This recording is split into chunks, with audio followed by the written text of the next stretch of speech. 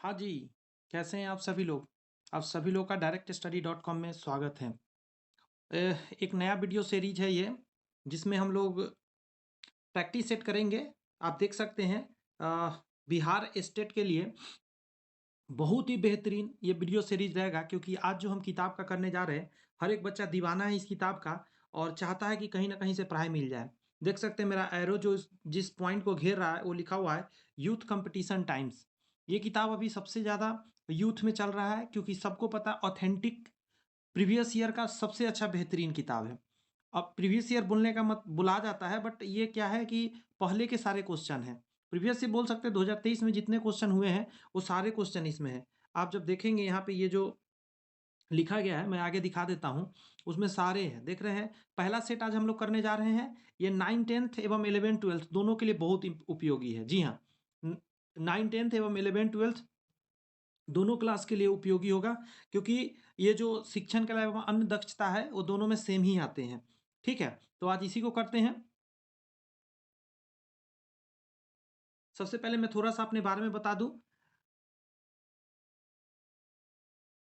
दोस्त, मेरा नाम रोहित कुमार हुआ, यहाँ पे लिखा हुआ है, देख सकते हैं। और मैं इंस्टीट्यूट पहले ऑफलाइन चलाता था, कोरोना के बाद से ऑनलाइन चलाने लगा, आप देख सकते हैं। और मैं फिलहाल गवर्नमेंट जॉब में हूँ, तो मैं आपको अगर तैयारी करा रहा हूँ, तो आप हम पे विश्वास अच्छे से कर सकते हैं, क्योंकि मैं खुद आज गवर्नमेंट जॉब सिलेक्टेड हूँ। कहने का मतलब मैंने जॉब लिया है, तो मेरे पास इस बात की एक्सपीरियंस है कि कौन सी वो बातें हैं जो कहीं न कहीं आपको अच्छे से पढ़नी चाहिए। मैं कोशिश करूँगा वो सारी बात आपके बीच रखने का। एक्सपीरियंस की बात करूँ तो 15 साल तकरीबन होने जा रहा है, 2009 से मैंने इंस्टीट्यूट खोला था।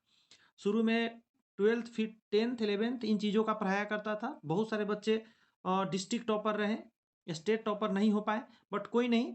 2020 से मैंने स्टार्ट किया था दोस्त कंपटीशन का पढ़ाना, और आज मैं बता देना चाहता हूँ, मैं तो खुद गो जॉब में हूँ, साथ में SSC, railway, BPSC, teacher, CTET, बहुत सारे एंट्रेंस एग्जाम बहुत प्लेटफॉर्म के निकलते हैं, वो सारे एंट्रेंस एग्जाम की तैयारी मैंने कराया बच्चों को, और बहुत सारे बच्चे सेलेक्ट है आज। ढेरों बच्चे जॉब में गए हैं, तो मेरे पास एक अच्छा खासा एक्सपीरियंस है, तो आप हमसे एकदम आँख बंद करके पढ़ सकते हैं। दोस्त, अ, इसमें अभी साइंस भी आ रही है। सिर्फ़ ऐसा नहीं है कि मैं शिक्षण कला को ही लेकर आ रहा हूँ, आपको इसका भी प्रैक्टिस सेट मिल जाएँगे, जो 9th और 10th के लिए है। इसमें भी आप देख सकते हैं, यहाँ पे देखिए, यहाँ लिखा गया है, ये जो किताब है, ये भी यूथ कंपटीशन का ही किताब है। स्पेशली में फिज़िक्स, केमिस्ट्री और बायोलॉजी तीनों हैं, और तीनों को अच्छे से हम लोग क्या कर रहे हैं, इसको भी, ये भी वीडियो आपको मिल जाएगा चैनल पे, आ रहा है। अब इस किताब को देखिए, जो अभी आप पढ़ने जा रहे हैं। आखिर मैं जो किताब आपके लिए लेकर आया हूँ, जिसका प्रैक्टिस सेट करा रहा हूँ, ये यूथ कंपटीशन का है। आज अगर स्टूडेंट में बात करें, तो सबसे ज़्यादा इसी का क्रेज़ है।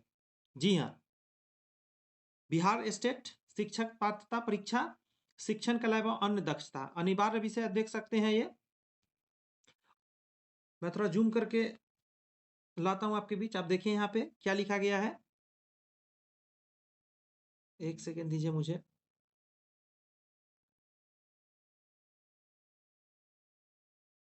माफ़ी चाहते हैं, ये क्या क्लिक हो गया है, बट 1 सेकंड मैं बैक आ जाता हूँ।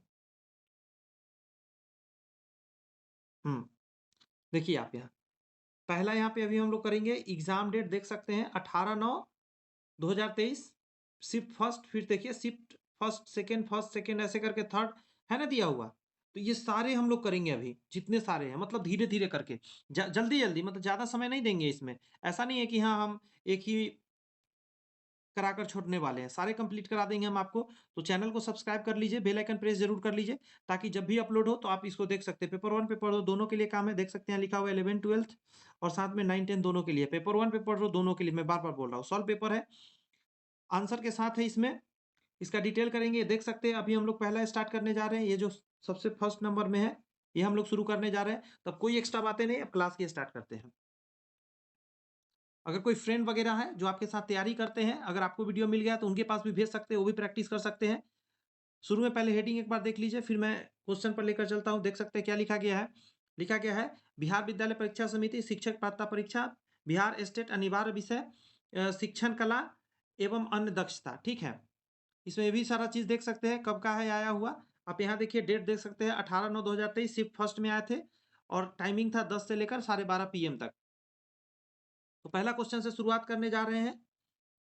दिल को थाम लीजिए और लग जाइए हमारे साथ इस मिशन में। सबसे पहला क्वेश्चन है आपके सामने, ये देख सकते हैं, तथ्य से संबंधित ज्ञान है। जी हाँ, तथ्य से संबंधित ज्ञान को क्या कहते हैं? तो आंसर हो जाएगा आपका पर, प्रति प्रक्रियात्मक ज्ञान। प्रक्रियात्मक ज्ञान कैसे होगा? तो यहाँ डिटेल दिया गया है, ये जो बॉक्स है आप देख सकते हैं, इस बॉक्स के अंदर। तो जल्दी जल्दी पढ़ते हैं। सबसे पहले कह रहा है तथ्य से संबंधित ज्ञान प्रतिक्रियात्मक ज्ञान है। प्रतिक्रियात्मक ज्ञान कुछ अंतर्निहित ज्ञान के माध्यम से प्राप्त अनुभव होते हैं। अब यहाँ पे एक शब्द आया है अंतर्निहित, यानी आपके शरीर के अंदर ऑलरेडी जो बातें हैं, ज्ञान है, उसके द्वारा अनुभव से ये आते हैं। जब आप कोई काम करते हैं तो अनुभव से आते हैं। अब ये अनुभव कैसे आते हैं? तो प्रक्रियात्मक ज्ञान का लाभ, इसमें अधिक इंद्रियां शामिल हो सकती है। इंद्रिया जो हमारा है, 5 सेंस ऑर्गन है, उसी के द्वारा व्यवहार अनुभव, समस्या को हल करने के अभ्यास, किसी विशिष्ट समाधान में समस्या को समझना आदि। इस प्रकार प्रत्यात्मक ज्ञान अक्सर सिद्धांत एवं तथ्य की ग्रहण करता है, कोई तथ्य और सिद्धांत पर बातें करता है। तो अगर यहाँ पे ऑप्शन में रहता सिद्धांतात्मक ज्ञान तो भी आप सही टिक करते, तथ्यात्मक ज्ञान है तो भी सही है। तो आप आंसर देंगे हमेशा क्या है? हमेशा क्या है, इस बात का ध्यान रखना कि तथ्य का ज्ञान अगर पूछा जाए, तथ्य संबंधित ज्ञान कौन सा है, तो क्या कहिएगा? सी नंबर आंसर दीजिएगा, प्रक्रियात्मक ज्ञान। चलिए, पहला क्वेश्चन थोड़ा इस टाइप का था, इसलिए मुझे ज्यादा समय देना पड़ा, क्योंकि समझ में नहीं आया पढ़ के क्या फायदा। थोड़ा सा डिटेल भी लेते चलेंगे। तत्वों को एकत्रित कर नवीन स्वरूप को आकार देना है। तत्व बहुत सारी बातों को एकत्रित कर नवीन स्वरूप को आकार देना है। तो इसका मतलब क्या? विश्लेषण करना होता है, सॉरी संश्लेषण करना होता है, माफी चाहते हैं, गलत पढ़ लिया मैंने, संश्लेषण करना होता है। अच्छा एक बात बताइए मेरे को, विश्लेषण करना, किसी बात को तोड़ तोड़ कर उसका डिटेल समझाने को विश्लेषण कहते हैं, पहला जो मेरे मुंह से गलती से निकल गया। संश्लेषण मतलब होता है बहुत सारे बातों को जोड़ के एक बात बनाना, या आपको निचोड़ निकालना। जैसे कोई बच्चे बहुत सारी बातें आपको आकर कहा, तो आपको उन सभी बात को, मतलब दो बच्चे झगड़ा कर लिए तो आपको बहुत सारी बातें आकर कहा, तो आप क्या करेंगे? उसमें से जब सारी बात सुन लेंगे तो आप मतलब एक बात निकाल के बाहर आएगा, मतलब सारे बातों को आपने उसके जोड़ा और निकाला कि हाँ किस पर्पज से झगड़ा उसने किया था। तो यह संश्लेषण कहलाता। ठीक है, इसी बात को यहाँ डिटेल में दिया गया है।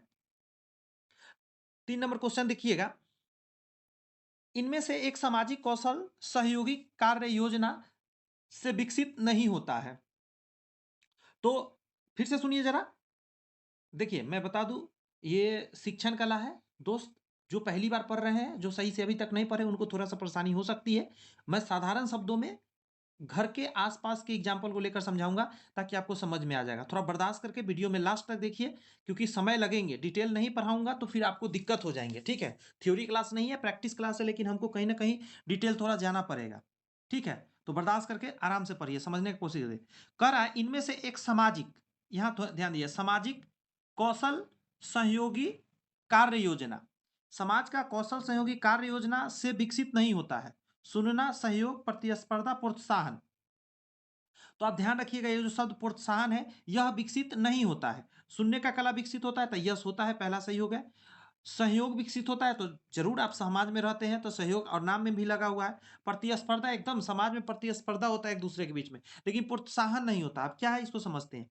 प्रत्येक व्यक्ति के जीवन में, ये जो मैं पढ़ रहा हूं, प्रत्येक व्यक्ति के जीवन में शिक्षा का वास्तविक लक्ष्य सामाजिक कौशल और चरित्रन विकास होता है। एक सामाजिक कौशल सहयोग का योजनाओं से प्रोत्साहन विकसित नहीं होता है, जबकि सुनना, भावनात्मक बुद्धि, ये पॉइंट इंपॉर्टेंट है, सहयोग, समाधान, प्रतिस्पर्धा आदि गुण विकसित होता है। अब प्रोत्साहन का मतलब है समाज में आप कर रहे हैं, कोई सामाजिक कार्य वगैरह कर रहे हैं, तो आपको इससे प्रोत्साहन नहीं मिलेगा। आप प्रोत्साहन कब मिलता है? जब आप कोई काम करते हो और उसके एवज में आपको कुछ फल प्राप्त होता है। यहाँ पे सामाजिक कार्य कहा है, इसीलिए ध्यान रखिएगा। जब मान लेते हैं आपने स्कूल में अच्छा नंबर लाया और आप पास कर गए, तब वहां पे क्या कहलाता है? वहां पे आपको प्रोत्साहन मिलेगा, जब आपको गिफ्ट वगैरह मिलता है। नेक्स्ट क्वेश्चन को समझिए जरा। कह रहा है कि सबसे कम आकर्षण शिक्षण विधि है, मतलब 4 गो शिक्षण विधि दिया, सबसे कम आकर्षण वाला, मतलब जिसको वैल्यू बहुत कम है। व्याख्यान है, परियोजना है, कार्यभार है, संगोष्ठी है। सभी आपके सामने है। चलिए,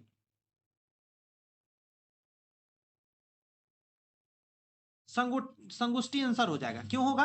अब देखिए, कुछ बच्चे को मैं बता देता हूं पीछे आकर, कुछ बच्चे को मुझे पता है क्या लग रहा होगा आंसर, कुछ लोग को व्याख्यान विधि लगा होगा। जो लोग सीटेट का तैयारी करते हैं, व्याख्यान विधि को तो नकारात्मक वहाँ समझाया गया है, तो उनको लगता है ये भी यही आंसर हो जाएगा, पहला ऑप्शन इसीलिए डाला है, क्योंकि सीटेट वाले बच्चा पटाख से आंसर पहला ये मार देंगे। चूंकि यहाँ आंसर दिया हुआ है तो हम लोग पकड़ लिए ये है। वैसे मुझे तो पता ही था कि ये चीज ऐसा होगा, इसलिए पता था। अब समझाता हूँ। संगोष्ठी विधि सबसे कम आकर्षण शिक्षण विधि है। संगोष्ठी एक प्रकार की चर्चा विधि है। चर्चा मतलब बैठ के कोई आपको समझा रहा है, आप कुछ बोल नहीं सकते, सिर्फ चुपचाप सुनना है। यह भी तथ्यों के विश्लेषण और एकीकरण के लिए छात्रों की चिंतन प्रक्रिया को उत्तेजित करती है और इसके विचारों और तथ्यों को स्पष्ट और धाराप्रवाह रूप से प्रस्तुत करने की उसकी क्षमता को विकसित करने में मदद करती है। तो ध्यान रखिएगा इस बात को कि ये जो है कम आकर्षण शिक्षण विधि है। नेक्स्ट सुनिएगा, बहुत अच्छा कर रहा है। शिक्षण विधि जो शिक्षार्थी को वास्तविक समस्या में शामिल करता है। कार्यभार, संगोष्ठी, परियोजना आधारित या श्रुत लेख। तो आंसर हो जाएगा श्रुत लेख। फिर से सुन लीजिए क्वेश्चन। शिक्षण विधि जो शिक्षार्थी को वास्तविक समस्या में शामिल करता है। अब श्रुत लेख क्या है, अब समझिए इस चीज को। बहुत हम लोग लिखे हैं बचपन में। कह रहा है श्रुत लेख वह शिक्षण विधि है जो शिक्षार्थी को वास्तविक समस्या में शामिल करता है। श्रुत लेख का अर्थ सुने हुए को लिखना होता है, ठीक है। सुनकर लिखना होता है, जिसे इमला भी कहते हैं। अभी एक नया शब्द है जो लोग नहीं जानते, जानिए, इमला भी कहते हैं। इसे सुनकर लिखने की कुशलता का विकास होता है। श्रुत लेख लेखन कौशल को विकसित करने का साधन है। लिखने का कला विकसित होता है इसे, परंतु इसकी सहायता से श्रवण कौशल को भी विकसित किया जा सकता है। जी हाँ, सुनने का और लिखने का दोनों कौशल विकसित होता है। तो क्वेश्चन को आ जाते हैं, फिर से पढ़ लेते हैं। शिक्षण विधि जो शिक्षार्थी को वास्तविक समस्या में शामिल करता है, तो श्रुत लेख आंसर हो जाएगा। मतलब ऐसे समझिए कि इन चार ऑप्शन में सबसे बेहतर कौन है, तो श्रुत लेख है। कार्यभार, संगोष्ठी, परियोजना इससे अच्छा है। नेक्स्ट आपके ऑप्शन है कि शिक्षार्थी निष्क्रिय रहते हैं। अब सुनिए, चार तरह के ऑप्शन है जिसमें शिक्षार्थी को मतलब स्टूडेंट को कुछ करना ही नहीं है। वो परियोजना विधि में, खोज विधि में, व्याख्यान विधि में, अनुसंधान विधि में। सीटेट वाले स्टूडेंट कहीं ना कहीं इस चीज को थोड़ा सा समझेंगे बातों को। आंसर हो जाएगा व्याख्यान विधि में। व्याख्यान विधि में कोई व्याख्या देता है और सामने वाला सुनता है बस। इसमें क्या है, स्टूडेंट तो निष्क्रिय हो जाता है। अब देख लीजिए यहाँ पे, लेकिन एक बात सुन लीजिए। यहाँ पे एक चीज लिखा गया है, मैंने ध्यान आ गया। यहाँ कह रहा है आयोग ने इसका आंसर डी माना है, जो कि आंसर गलत होगा। ठीक है, ये बताया है कि हाँ आयोग आंसर, इसको आंसर डी दिया गया है, लेकिन आंसर व्याख्यान विधि होगा, क्योंकि अनुसंधान करते समय कहीं ना कहीं बच्चा उसमें एक्टिव पार्टिसिपेशन लेता है। नेक्स्ट आपके सामने है, बढ़िया है क्वेश्चन। बताइए जरा कि परिसंवाद एक प्रकार का खोज विधि है, विचार विमर्श विधि है, व्याख्यान विधि है, प्रदर्शन विधि है। फिर से सुनिएगा शांति से। परिसंवाद एक प्रकार का खोज विधि है, विचार विमर्श विधि है, व्याख्यान विधि है, प्रदर्शन विधि है। तो आंसर क्या देंगे आप, डी नंबर। परिसंवाद एक प्रकार का प्रदर्शन विधि है। परिसंवाद की प्रक्रिया का लक्ष्य किसी समस्या के विभिन्न पक्षों को समझना होता है। परिसंवाद विचारों के आदान प्रदान, संप्रेषण शैली की एक परीक्षा है। अगर आप परिसंवाद करते हैं, यानी आपको कोई, ऐसे समझिए कि आपने क्लास में आया और कोई स्टूडेंट ने आपको कुछ समस्या आपके सामने रख दिया कि सर ये मेरा समस्या है।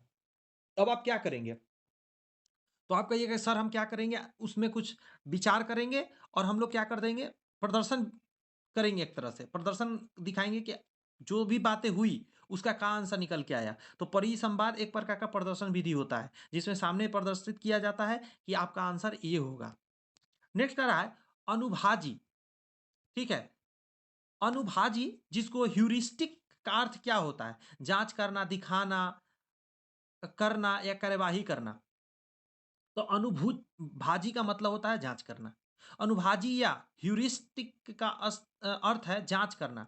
अन्वेषण विधि को भी ह्यूरिस्टिक विधि कहते हैं। अब ये बढ़िया लाइन यहाँ लिख दिया।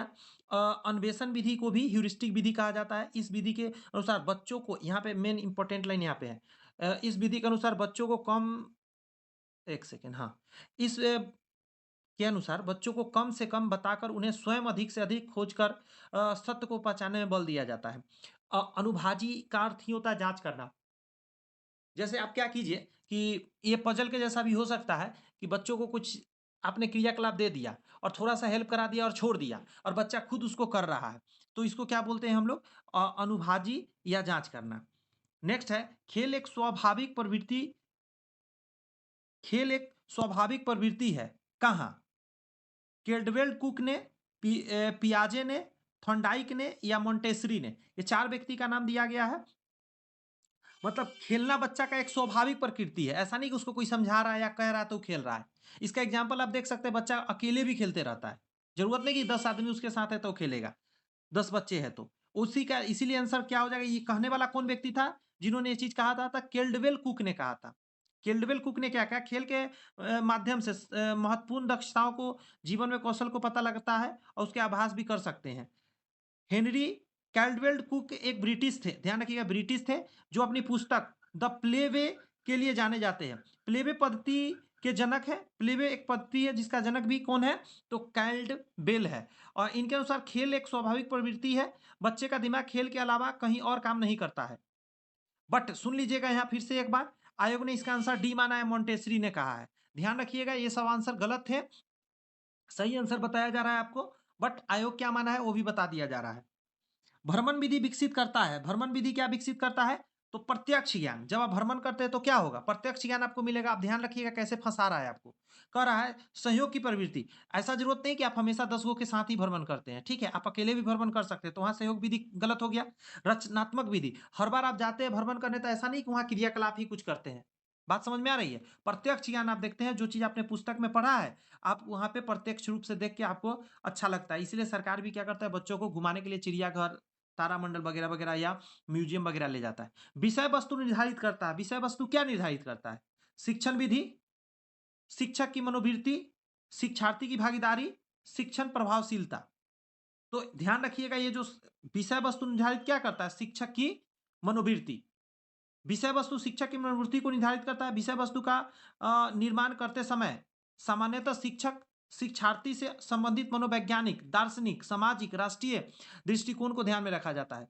किताब बनाते समय हमेशा ध्यान रखा जाता है शिक्षक का, शिक्षार्थी मतलब बच्चा का मनोवैज्ञानिक बुद्धि का, दार्शनिक, सामाजिक और राष्ट्रीय दृष्टिकोण भी रखा जाता है। ऐसा नहीं कोई ऐसी बात पढ़ा रहे हैं जो देश हित में ना हो, देश हित में रखते हुए बात को पढ़ाना है।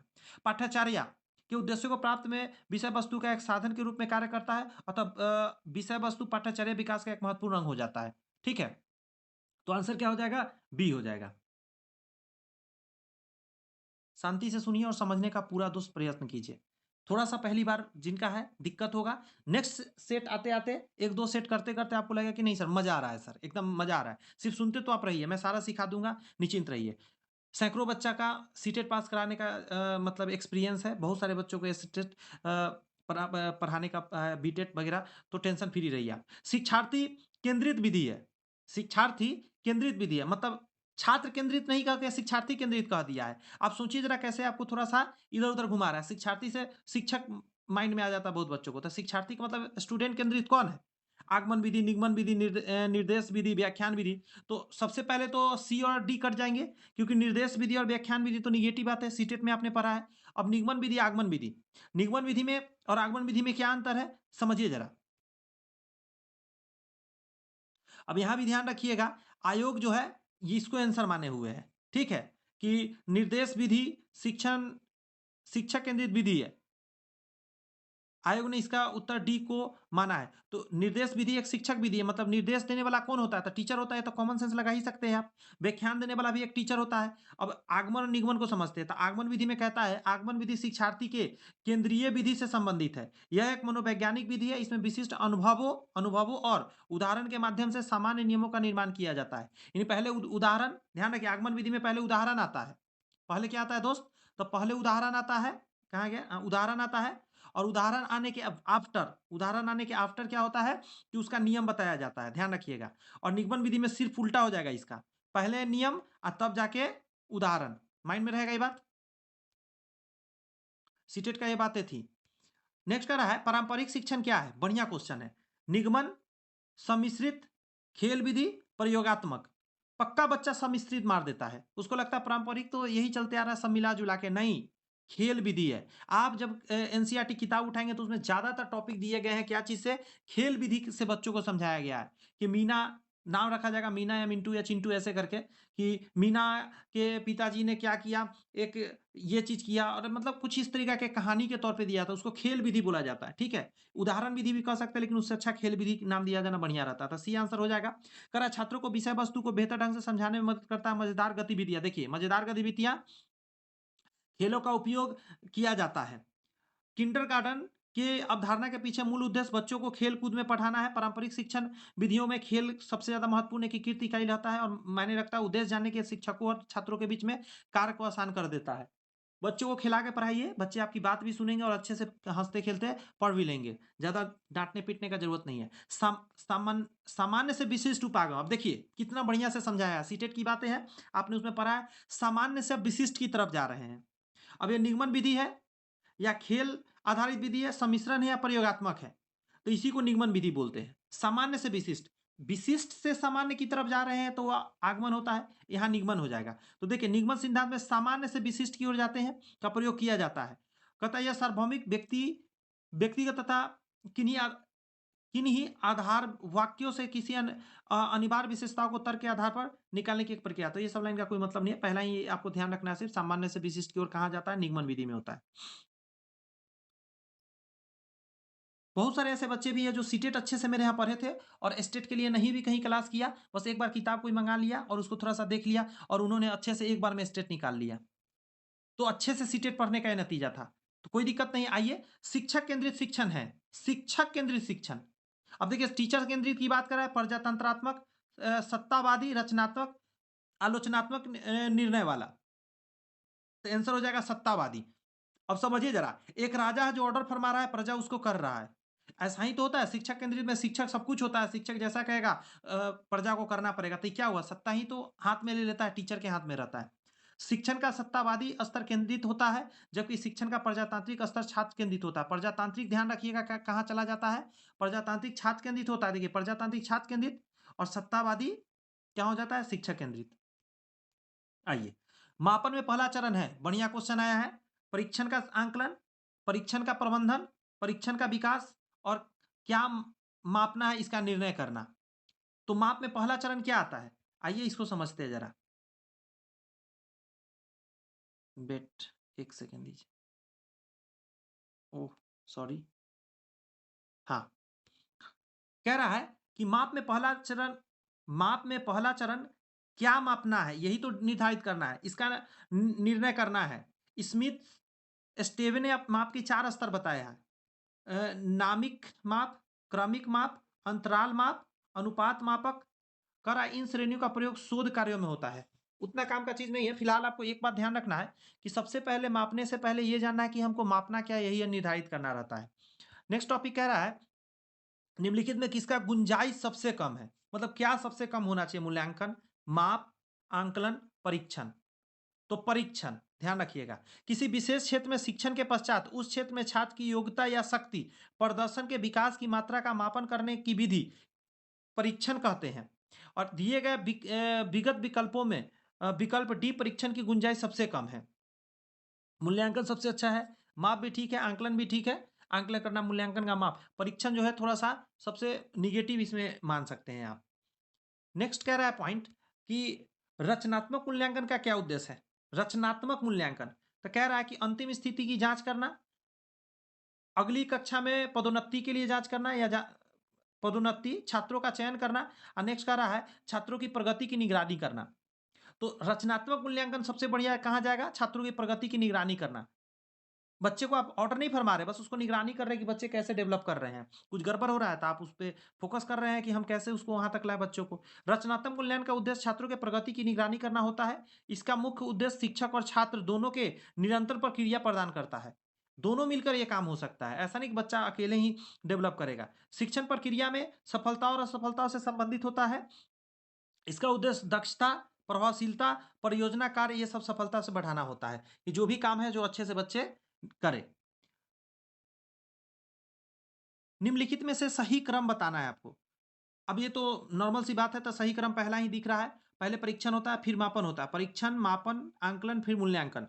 परीक्षण, मापन, आंकलन, फिर मूल्यांकन, ये सजा हुआ है। अब इसको समझिए क्या है। ऊपर भी ये क्वेश्चन आया था इस टाइप के, देखिए करे परीक्षण, मापन, फिर आंकलन, फिर मूल्यांकन। परीक्षण का था, परीक्षण को शिक्षण कार्य का आंकलन या मूल्यांकन करने के लिए सबसे छोटी अवधि के रूप में माना जाता है, क्योंकि यह नियमित आधार पर आयोजित किया जाता है। परीक्षण जो होता है मतलब कुछ ना कुछ बच्चों को सिखाना। मूल्यांकन, इसका उद्देश्य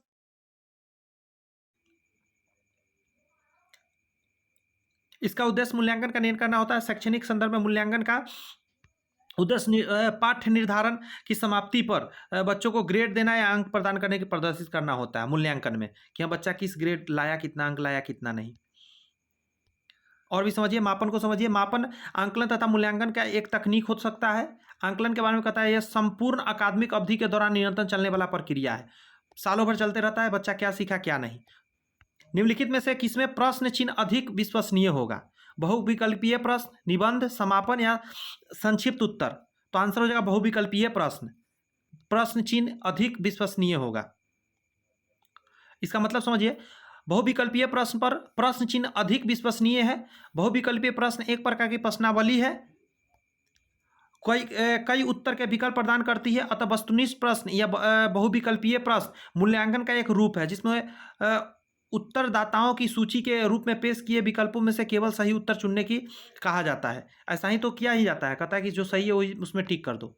नेक्स्ट कह रहा है कि किस प्रकार के प्रश्न को विश्वसनीयता के साथ चिन्हित करना कठिन है? तो आंसर हो जाएगा आपका क्या? असंचरित निबंध। संचरित निबंध, संक्षिप्त उत्तर, बहुविकल्पीय प्रश्न, असंचरित निबंध।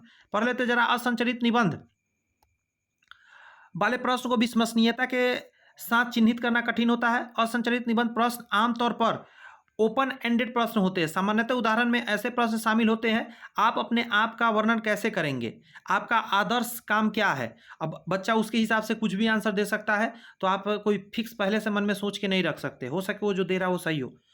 प्रोजेक्टिव तकनीक का उपयोग मूल्यतः डैश मापने के लिए किया जाता है। ये बढ़िया क्वेश्चन है। खुफिया, व्यक्तित्व, ज्ञान या उपभोक्ता उपयुक्तता। तो कह रहा है यहाँ पे कि आंसर हो जाएगा व्यक्तित्व। ये जो प्रोजेक्टिव विधि, प्रोजेक्टिव परीक्षण व्यक्ति मूल्यांकन की तकनीक है। इसमें परीक्षण उत्तेजना निर्देशों में कुछ हद तक स्पष्टता, विषय के या तकनीक व्यक्तिगत विशेषता के संदर्भ में उसकी प्रक्रिया को संचारित करने के अवसर पैदा करता है। बेसिक से जानकारी था। नेक्स्ट क्वेश्चन पर आइए। मैं सारे बातों को पढ़ दे रहा हूँ, एक भी बात छोड़ नहीं रहा हूँ, ताकि आपका थोड़ा सा नॉलेज डेवलप हो। योगात्मक मूल्यांकन मूल्यतः डैश प्रयोग करता है। योगात्मक में क्या होता है? तो आंसर क्या दीजिएगा आप? कार्यक्रम के अंत में होता है। योगात्मक हमेशा कार्यक्रम के अंत में होता है। योगात्मक मूल्यांकन जिसे सीखने के आंकलन कहते हैं के रूप में जाना जाता है। सत्र के अंत में ये लाइन ध्यान रखिए, आंकलन करके छात्रों को सीखने का स्तर को मापा जाता है, वर्गीकृत किया जाता है, प्रमाणित करने में रिपोर्ट तैयार किया जाता है कि योगात्मक मूल्यांकन क्रम में अंत में किया जाता है और बच्चा किस श्रेणी में जाएगा ये पता किया जाता है। अगला कहता है आमतौर पर योगात्मक मूल्यांकन चल रहा है, सतत है, निर्णय प्रमाणित करना है, डायग्नोस्टिक है। बहुत आसान तरीके से दिया गया है, तो निर्णय प्रमाणित करना है। ठीक है। अब योगात्मक मूल्यांकन है, समेटिव है। यह देखिएगा, ध्यान रखिएगा, ये अफर्मेटिव की बात नहीं कर रहा है, ये समेटिव साल के अंत में होने वाला को कहा जाता है। तो उसको क्या करते हैं आप? यही तो करते हैं कि उसका निर्णय प्रमाणित करते हैं कि किस स्तर पर बच्चा है, उसको आप पता करते हैं। नेक्स्ट कह रहा है सारांशिक मूल्यांकन, जिसको समेटिव इवोल्यूशन बोलते हैं। अब ऊपर वाला का ही ये नाम है, ऐसा नहीं कि ये अलग हो गया। समेटिव इवोल्यूशन अब उपकरण अक्सर उपयोग किए जाते हैं दैनिक कार्य के लिए, मौखिक पूछताछ, परीक्षण या परीक्षण अवलोकन। तो हर कोई जानता परीक्षण के लिए किया जाता है लास्ट में साल के। देखिए, सीखने की अवधि या कार्यक्रम के अंत में होता है। लास्ट में कहा था ना, योगात्मक मूल्यांकन के लिए सामान्य डेटा स्रोत है, जैसे सर्वेक्षण हो गया, परीक्षण या मूल्यांकन होगा, वित्तीय संकेत या फोकस समूह या साक्षात्कार, कुछ भी कर सकते हैं आप। नेक्स्ट कर रहा है एक कक्षा अंतराल यानी क्लास इंटरवल में प्राप्त अंकों की संख्या है, आवृत्तियां, वर्ग सीमाएं, मध्य बिंदु या चतुर्थक। तो आंसर क्या दीजिएगा? पहला हो जाएगा आवृत्तियां। एक वर्ग कक्षा अंतराल में प्राप्त अंकों की संख्या उस कक्षा अंतराल की प्रवृत्ति यानी फ्रीक्वेंसी कहलाती है। क्लियर है बात? नेक्स्ट टॉपिक कहता है अधिकतम और न्यूनतम मूल्यांकन के बीच के अंतर को क्या कहा जाता है? अधिकतम अंक बच्चा को किसी को आया और एक को सबसे कम आया, तो मोड कहेंगे, रेंज कहेंगे, मतलब कहेंगे, चतुर्थ कहेंगे। तो ध्यान रखिएगा, इसको हम लोग रेंज बोलते हैं। ठीक है, रेंज के नाम से इसको जानते हैं। अधिकतम में से छोटा को घटा देना है। निबंध प्रकार के प्रश्नों का मुख्य लाभ क्या होता है? डायरेक्ट आंसर पे बात करेंगे तो लाभ यही है, डी नंबर। वे जटिल सीखने के परिणामों को माप सकते हैं, जिन्हें अन्य प्रकार के प्रश्नों से नहीं मापा जा सकता है। हमेशा ध्यान रखिएगा कि जब आप क्या करते हैं, बच्चों को क्वेश्चन फिर से दिखा रहा हूं, निबंध लिखवाते हैं, तो आप वो चीज़ जान पाते हैं बच्चों का कि माइंड में क्या चल रहा है। सही गलत टिक में तो बच्चे रट के आ सकते हैं। सबसे व्यापक रूप से लागू परीक्षण आइटम कौन सा है? मिलान, समापन, एमसीक्यूज, संक्षिप्त उत्तर। तो सबसे ज़्यादा प्रयोग क्या किया जाता है? एमसीक्यूज का प्रयोग सबसे ज़्यादा होता है, जिसको हम लोग क्या बोलते हैं? बहुविकल्पीय प्रश्न। 4 ऑप्शन रहता है, 5 या 6 या 7 ऐसे करके ऑप्शन रह सकते हैं। अब आप कहेंगे इतने ऑप्शन रहते हैं? तो जी, अलग अलग एग्जाम में अलग अलग रहते हैं। बीपीएससी 5-5 ऑप्शन दे रहा है। आधुनिक बुद्धि परीक्षण के संस्थापक कौन थे? आधुनिक बुद्धि, अब ध्यान रखिए, ये लाइन पर अब फोकस करिए। जय तो मैंने काट ही दिया, सॉरी, आप खुद पढ़े जरा, तब तक मैं बॉक्स करता हूं इसका। चलिए, तो इसका आंसर क्या हो जाएगा आपका? Alfred beneath. कह रहा है कि आधुनिक बुद्धि परीक्षण के संस्थापक अल्फ्रेड बिनेट थे। अल्फ्रेड बिनेट द्वारा प्रथम बुद्धि परीक्षण का वर्ष 1904 था, ठीक है, विकास किया था। इतिहास में सबसे प्रभावशाली विचारक में से एक थे। इन्होंने विकलांगता और मानसिक मंदाता वाले बच्चों के लिए एक उद्देश्य क्लासिकल श्रृंखला तैयार किया था, और इस परीक्षण के आधार पर बच्चों को बुद्धि के आधार पर बांटा था और फिर उसके हिसाब से उसको शिक्षण दिया था। तो बहुत बढ़िया इन्होंने काम किया था। कहा जाता है गोवा को अल्बुकर्क ने निम्नलिखित में से किस राज्य के शासक से छीन लिया था? आप देखिए यहाँ पे आ गया हिस्ट्री, यानी कि आपके माइंड में आ जाना चाहिए 30 क्वेश्चन आपको क्या चीज से आए हैं? 30 क्वेश्चन शिक्षण कला से आए हैं, और आपको 50 क्वेश्चन यानी 20 क्वेश्चन अभी से आपका क्या चीज का आप देखेंगे? हिस्ट्री या अदर कहीं से भी कुछ भी पूछा जा सकता है, क्योंकि नाम ही क्या है कि शिक्षण कला एवं अन्य दक्षताएं। अदर कुछ भी पूछा जा सकता है, मैथ, उथ, रीजनिंग, इंग्लिश उंग्लिश कुछ भी। गोवा का अल्बुकर्क ने निम्नलिखित में से किस राज्य से छीन लिया था? तो आइए डिटेल थोड़ा सा पढ़ लेते हैं, नॉलेज भी बढ़ जाएंगे हिस्ट्री का। तो कहा जाता है कि 1509 में अल्फांसो डी अल्बुकर्क ने भारत में पुर्तगाली राज गवर्नर के रूप में डोम फ्रांसिस्को डी अल्मीडा का स्थान लिया था। पहले जो थे उनका स्थान लिया था। 1510 में अल्फांसो डी अल्बुकर्क ने गोवा पर अधिकार कर लिया। 1510 में उन्होंने बीजापुर सुल्तान के शासक आदिल शाह के युद्ध में हरा कर लिया था। तो ध्यान रखिएगा, किसको हराया था? आदिल शाह को हराया था और गोवा को अपने हाथ में ले लिया था। भारत में लागू ब्लू वाटर नीति के समाप्त कर दिया, और उसके बाद जो ब्लू वाटर नीति था उसे समाप्त कर दिया गया। नेक्स्ट कह रहा है कि 12 चुक्की जलप्रपात भारत में किस राज्य में स्थित है? बढ़िया क्वेश्चन है, थोड़ा सा अंदर की बात है, लेकिन आपको पता होना चाहिए कर्नाटक में है यह। 12 चुक्की कहाँ पे है? सॉरी, तेलंगाना पे टिक लग गया, यह है आपका कर्नाटक में। थोड़ा सा इसे भी पढ़ लेते हैं। 12 चुक्की जलप्रपात कर्नाटक के मांड्या जिले में है। यह प्रसिद्ध शिवाना समुद्र जलप्रपात का एक हिस्सा है, जो कि कर्नाटक राज्य के लोकप्रिय पर्यटन केंद्रों में से एक है। 12 चुक्की जलप्रपात कावेरी नदी पर स्थित है। यह लगभग 69 मीटर ऊंचा है। अब कावेरी नदी पर है, यह भी ध्यान रखिएगा। जलप्रपात, बांध के ऊपर से पानी गिरना। ब्राउन एटीएम यानी स्वचालित टेलर मशीन के संदर्भ में निम्नलिखित में से कौन सा सही है? विदेशी कंपनी को स्वामित्व वाले एटीएम है, छोड़िए उसको। आंसर हो जाएगा बैंकों द्वारा आउटसोर्स की गई एटीएम सेवा एक ब्रांड प्रायोजक बैंक के तहत नामित एटीएम, लेकिन एटीएम मशीन के स्वामित्व में नहीं है। मतलब एटीएम जैसा ही है, लेकिन एटीएम मालिक के अंडर में यह नहीं है।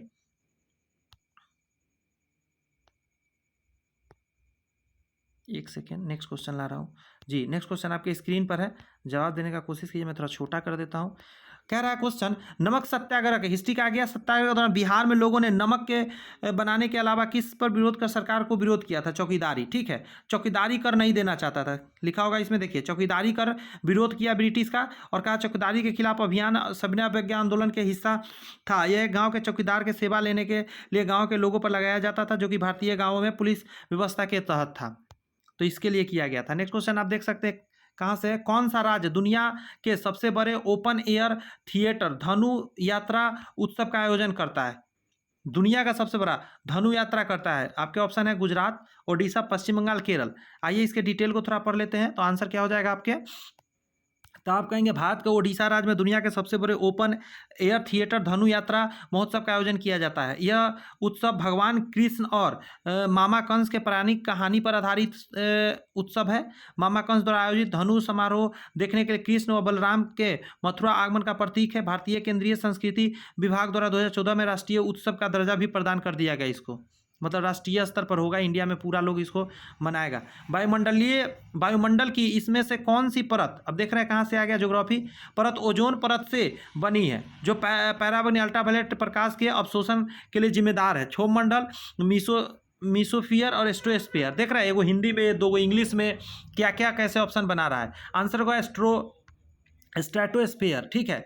स्ट्रेटोस्फीयर या जिसको समताप मंडल बोलते हैं, पृथ्वी के सतह से 10 से 50 किमी के बीच तक फैला हुआ है, यानी 10 किलोमीटर से शुरू होता है, 50 किलोमीटर तक जाता है। वायुमंडल की इस सतह को परत में ओजोन गैस का परत पाई जाती है, और उसके नीचे क्षोभ मंडल है, और कभी कभी थोड़ा सा क्षोभ मंडल में भी टच होता है।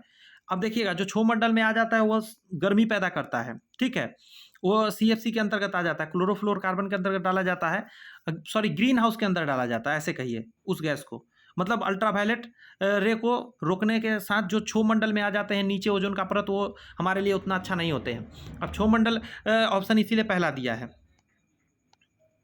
नेक्स्ट कर रहा है, क्वेश्चन को देखिए, बढ़िया क्वेश्चन है कि इनमें से कौन सा आवश्यक अधात्विक खनिज है? साइंस से है, कोयला, सिलिका, मृतिका, सीमेंट, यही आंसर हो जाएंगे। अधात्विक खनिज है। अब देखिए, कोयला, सिलिका, केले या सीमेंट सब अधातु है। अब देखिए, इसमें लोहा आ गया, इसमें सोना आ गया, इसमें चूना पत्थर या ग्रेनाइट, ये सभी इसमें कहीं ना कहीं क्या है कि थोड़ा सा धात्विक गुण रखता है, लेकिन पहला जो हो गया वो अधात्विक गुण है। नेक्स्ट क्वेश्चन आपके सामने है, जवाब दीजिए जरा 38 नंबर। भारत में आदर्श रूप से वन भूमि का अनुमानित प्रतिशत कितना होना चाहिए? कितना होना चाहिए? तो आंसर आई थिंक लगता है हाँ 33% होना चाहिए, लेकिन है 24-25 के, देखिए नीचे लिखा भी है, देखिए मैंने सही बोल रहा था, 24-25 के करीब में है, लेकिन होना चाहिए 33, और ये 2-3 पॉइंट बढ़ा है तब इतना आया, इससे भी कम था। नेक्स्ट क्वेश्चन आपके सामने है, एक पारिस्थितिकी तंत्र में, ज्योग्राफी में आ जाइए, पारिस्थितिकी तंत्र में या EVS कर सकते हैं, तंत्र में आपस में जुड़ी हुई श्रृंखला की एक विस्तृत संख्या एक साथ मिलकर एक डैश बनाती है, तो खाद्य जाल बनाती है। खाद्य श्रृंखला नहीं मारिएगा, देखिए पहला ऑप्शन कैसे फंसाया है आपको। अब क्यों ऐसा हुआ? क्योंकि एक विस्तृत संख्या का एक साथ मिलकर, इसका भी डिटेल पढ़ोगे थोड़ा सा। एक पारिस्थितिकी तंत्र में आपस में जुड़ी श्रृंखला के एक विस्तृत संख्या एक साथ मिलकर एक खाद्य जाल बनाती है। खाद्य जाल किसी पारिस्थितिकी तंत्र में एक दूसरे से संयोजित श्रृंखलाओं का एक नेटवर्क होता है। यह एक ही जंतु के कई खाद्य श्रृंखला के बने हुए थे। उदाहरण के लिए एक पौधा एक ही समय में अनेक शाकाहारी जीवों का भोजन हो सकता है। अब देखिए, खाद्य श्रृंखला, खाद्य जाल को समझा देता हूँ यहाँ पे जल्दी जल्दी में।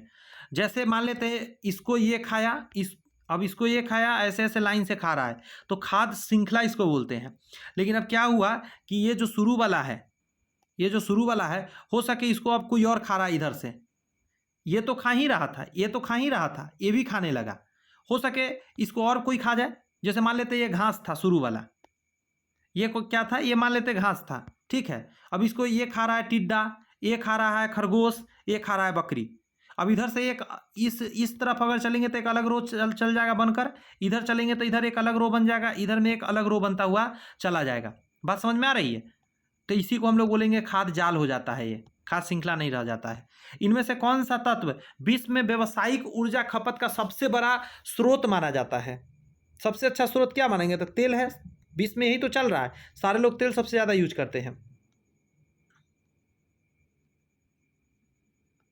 अब देख लीजिए यहाँ पे संसाधन खपत प्रतिशत, तो खाद्य तेल 39%, कोयला से 28%, गैस से 22%, पनबिजली से 6%, परमाणु ऊर्जा से 4.4%, वायु ऊर्जा से 0.22% और बायोगैस भूतापीय ऊर्जा से 0.4%।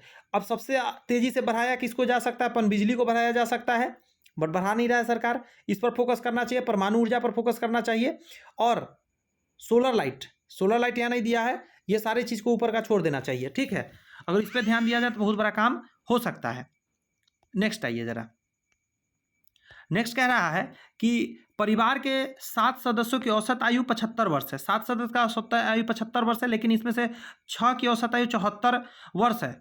74 वर्ष 6 महीना है, 6 का। परिवार के 7वें सदस्य का आपसे पूछ रहा है आयु। तो पहले तो आप ये जानिए कि शुरू में 7 का 75 दिया हुआ था, ये जो दिया था 7 का 75, तो आप कुछ नहीं कीजिए, इन दोनों को आपस में गुना कर दीजिए तो सम निकल जाएंगे। क्लियर है बात? इधर आइए, यहाँ सोल्यूशन होगा। देखिए मैंने जो बोला वही यहाँ किया गया। देखिए 7 को गुना कर दीजिए 75 से, तो ये टोटल सम आ गया, और फिर 6 का गुना कर दीजिए इससे, तो यहाँ पे 74.5 कैसे आया? तो वो चूंकि मंथ में दिया था उसको मैंने ईयर में बदल के और तब यहाँ पे गुना कर दिया, तो 447 आ गया। इन दोनों को आपस में क्या करिए, इन दोनों को आपस में घटा दीजिए, इन दोनों को आपस में घटा दीजिए। इन दोनों का मैं बात कर रहा हूँ, पहला दूसरा को। 6 सदस्य और 7 सदस्य को घटा देंगे तो 7वां सदस्य का निकल के आ जाएगा 78। बहुत आसान क्वेश्चन थे, एवरेज से थे मैथ का। फिर करा यदि मूल्य राशि 50,000 4 वर्ष के लिए 2% साधारण ब्याज की गणना करना है। देख रहे साधारण ब्याज से पूछा है, फॉर्मूला लगा देते हैं, ऐसी भी निकल सकता था। फॉर्मूला P गुने R गुने T/100 होता है। 50,000 4 2 लगा के निकाल लीजिए।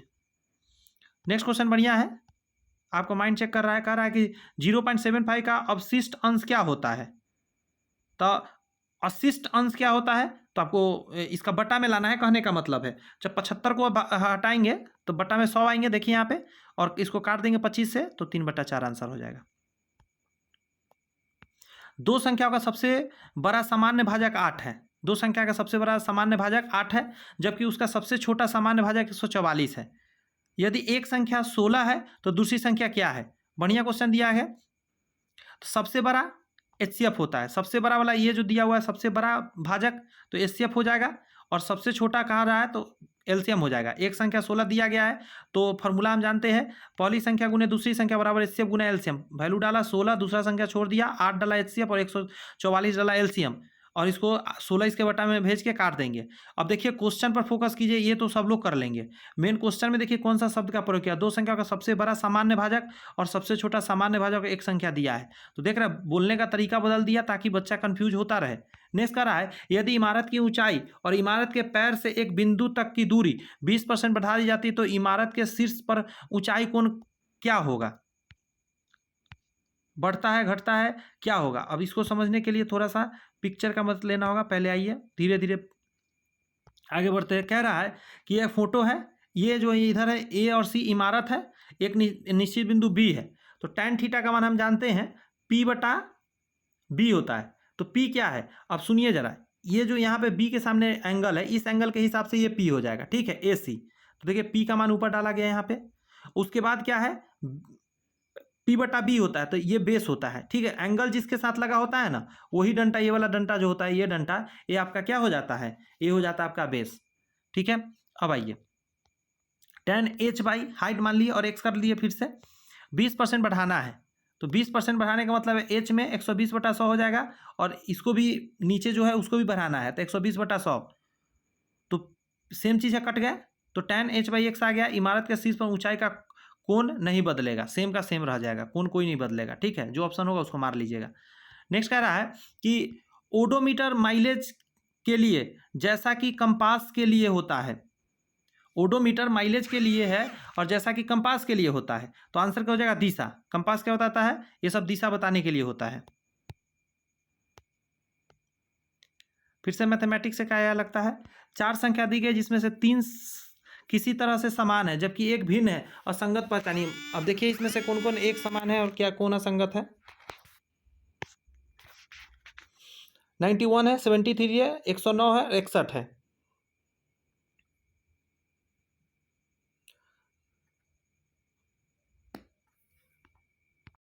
ध्यान दीजिए यहाँ पे ये कटने वाला है, 63 91 होता है, 13 गुने 7 होता है, तो ये कट जाएगा, लेकिन इसके अलावा जितना बचा ये सब कटने वाला नहीं है। तो आंसर क्या हो जाएगा, ए नंबर ऑप्शन। एक श्रृंखला फिर से दिया गया है, 2 है, 1 है, आधा है, 1/4 है, यानी 1/2 से गुना हो रहा है। बात समझ में आ रही है, तो 1/8 आंसर हो जाएगा।